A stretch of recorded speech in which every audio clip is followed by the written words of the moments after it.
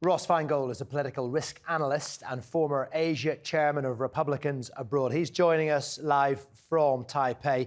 Ross, thanks for taking the time to speak to us. Well, you're in Taiwan, which is, of course, in such close proximity to China, but which has always been backed by the United States. So what's been the reaction there? Well, from the government here, there's been a very positive reaction to this announcement.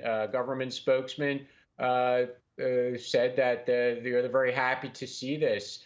For the government here in Taiwan, it helps internationalize the security of Taiwan.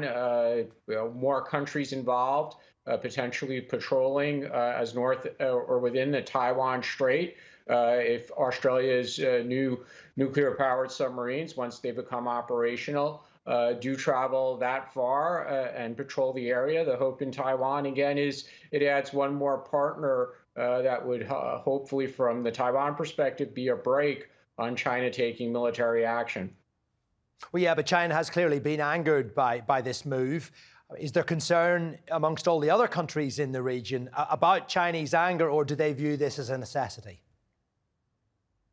Well, we have to keep in mind that the original plan from Australia was to buy more submarines. They were not going to be nuclear powered, but they had already planned this type of significant investment to significantly increase their capabilities. And again, that probably would have included patrols much further afield than from Australia proper.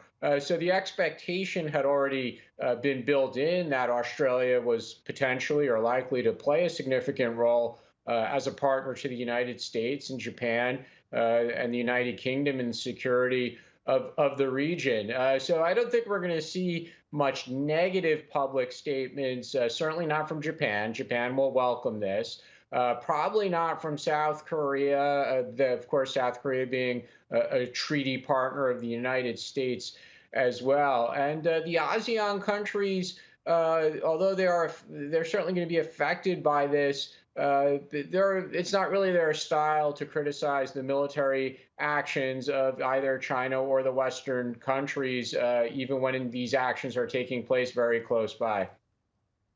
And how about Australia, Ross? Because not so long ago, relations between Australia and China seemed to be pretty cordial. I mean, they are huge trading partners, Australia's biggest trading partner, and yet that seems to have gone wrong quite quickly. I mean, there seems to have been a real lack of soft diplomacy towards Australia on the Chinese front.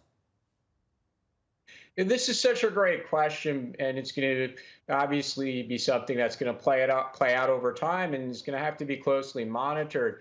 The government, the current government in Australia, it's a conservative government. It had very close relations with former President Trump, even though the new president in the United States, Joe Biden, is a Democrat. That relationship seems to have continued, notwithstanding ideological differences over other issues. But when it comes to China, it seems that the cooperation is continuing and proceeding in quite a dramatic way.